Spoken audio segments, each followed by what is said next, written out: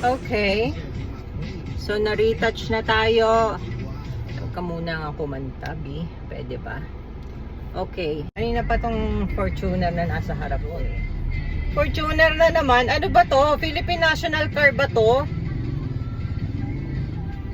Sa harap ko eh. O, tumigil siya dito sa may mga.